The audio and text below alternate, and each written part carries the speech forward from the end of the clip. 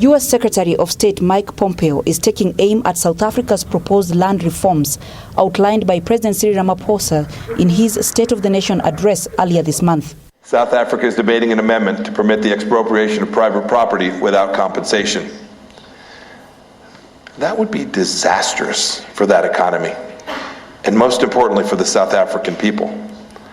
Socialist schemes haven't economically liberated this continent's poorest people. In 2018, U.S. President Donald Trump claimed South Africa was seizing farms and that many farmers were being killed. Secretary Pompeo has been on an official tour to Africa, during which he chose to visit Angola, Senegal and Ethiopia, which was his last stop. The three countries I chose were all at unique moments in their own development history. Very different cultures, different parts of Africa, different histories, but in each case too, with real leaders who are prepared to do the right things to help their countries move forward.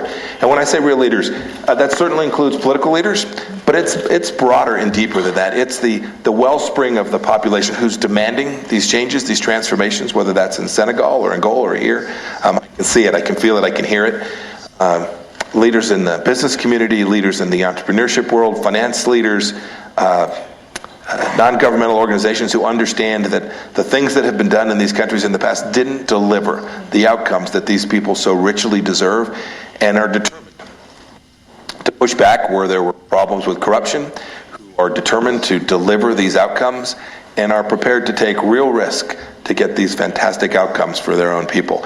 The U.S. Secretary of State also took questions from the Executive Secretary of the UN Economic Commission for Africa. You have gone to 3 countries that are working very hard on trying to ensure that they can forestall corruption and track resources. What do you say, and how can the U.S., with your experience, help us to improve this fight on illicit financial flows? We do need to stem it. I think the world has made progress. I frankly think Africa has made progress as well.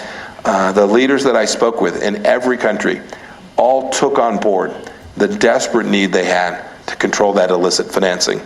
They see it, they see that it escapes their capacity to control. They know that it's bad for their people. They know that it deteriorates from their tax base to generate even further opportunity for their people. Each of those negative ramifications are serious matters. We're committed to it. We will come to countries when we provide foreign assistance, and we'll often come with technical help. In addition to the resources, the money, we'll embed members of our team in financial institutions or in central banks or in other governing agencies, law enforcement, the equivalent of our Justice Department, who work on these illicit cash flows, or finance ministries. We'll put our people, our technical know-how. These are complicated issues. They are international issues. They extend far beyond the borders of any one country. We collectively have to get it right. I spent a lot of time when I was a CI director working on the information side of that, to make sure that the data set was available. I haven't spent as much time working on the regulatory piece of that, but I know the United States is committed to that, and it's important to get right here in Africa. This is your last stop before you leave the continent. Tomorrow, the G20 ministers of finance and governors will be meeting to talk about the state of the world. What is the message from Africa that you would send to them? There is enormous opportunity not only for Africa here, but for the world. This is a continent that is growing. It is a continent that has been behind the power curve in its capacity to achieve all of its opportunity, not only the economic opportunity that we have spoken to, opportunities for religious freedom, opportunities for all of the things that humanity cares so deeply about.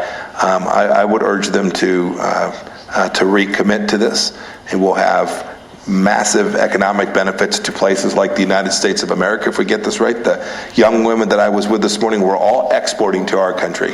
What does that mean?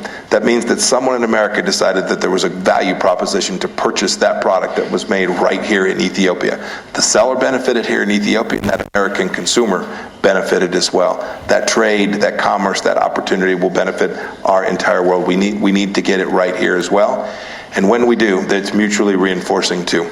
Economic growth and security are mutually reinforcing. If we get the economic piece of this right, the fewer folks that decide they want to go create unrest, cause trouble, create problems for nations.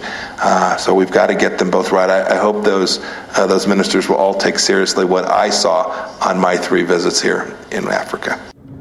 The US says Americans are interested in investing more in Africa, but need reassurance about security and transparency of African government policies. The US Secretary of State has discouraged the African continent from depending on foreign aid, but instead grow to self-dependence by encouraging its own private sector to invest more in the continent. Coletta, Wanjohi, SABC News, Addis Ababa, Ethiopia.